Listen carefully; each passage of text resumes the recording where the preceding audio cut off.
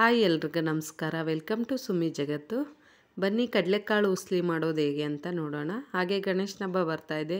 ಗಣೇಶನಿಗೆ ಪ್ರಿಯವಾದದ್ದು ಅಂದರೆ ಕಡಲೆಕಾಳು ಉಸ್ಲಿ ಅಂತಲೇ ಹೇಳ್ಬೋದು. ಹಾಗೆ ಎಲ್ಲ ದೇವರಿಗೂ ಪ್ರಸಾದವಾಗಿ ಕಡಲೆಕಾಳು ಉಸ್ಲಿನ ಮಾಡ್ಕೋಬೋದು.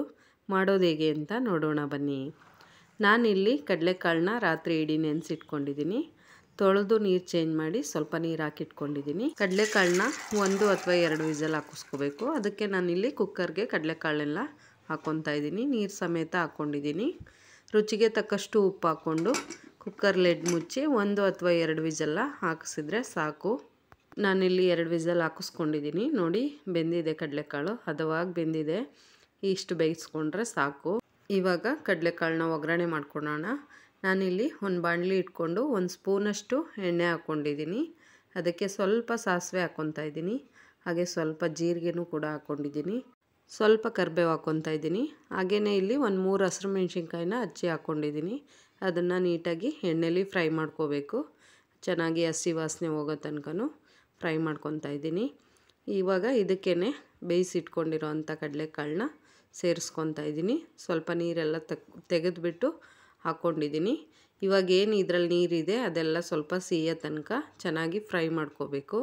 ನೋಡಿ ಅದೆಲ್ಲ ನೀರೆಲ್ಲ ಸೀತಾ ಇದೆ. ಕೆಲವೊಂದು ಸರಿ ಕಡಲೆಕಾಳನ್ನ ರಾತ್ರಿನೇ ನೆನೆಸ್ಬೇಕಾಗಿರುತ್ತೆ. ಅಂಥ ಟೈಮಲ್ಲಿ ಮರ್ತುಬಿಟ್ಟಾಗ ಬಿಸಿ ನೀರನ್ನ ಚೆನ್ನಾಗಿ ಕಾಯಿಸ್ಕೊಬಿಟ್ಟು ಕಡಲೆಕಾಳನ್ನ ಬಿಸಿ ನೀರಲ್ಲಿ ಹಾಕಿಟ್ಬಿಟ್ರೆ ಒಂದು ಅರ್ಧ ಗಂಟೆ 1 ಅವರಲ್ಲೆಲ್ಲ ಚೆನ್ನಾಗಿ ನೆಂದೋಗುತ್ತೆ. ಬೇಕಾದರೆ ಆವಾಗ ನೀವು ಬಳಸ್ಕೋಬೋದು.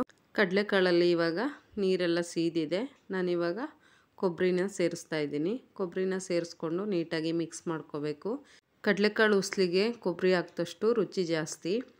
ಹಸಿ ಕೊಬ್ಬರಿನ ಹಾಕ್ಕೊಳ್ಳಿ, ಆದಷ್ಟು ತುಂಬ ಚೆನ್ನಾಗಿರುತ್ತೆ.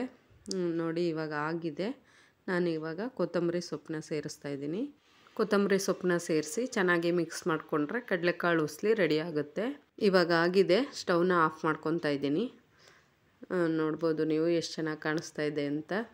ನಿಮಗೆಲ್ಲ ಈ ವಿಡಿಯೋ ಇಷ್ಟ ಆಗಿದೆ ಅಂತ ಅಂದ್ಕೊತೀನಿ. ಇಷ್ಟ ಆಗಿದ್ದರೆ ಒಂದು ಲೈಕ್ ಮಾಡಿ, ಶೇರ್ ಮಾಡಿ, ಕಮೆಂಟ್ ಮಾಡಿ, ಹೇಗಿದೆ ಅಂತ ಹೇಳಿ. ಹಾಗೆ ಸಬ್ಸ್ಕ್ರೈಬ್ ಮಾಡೋದನ್ನು ಕೂಡ ಮರಿಬೇಡಿ.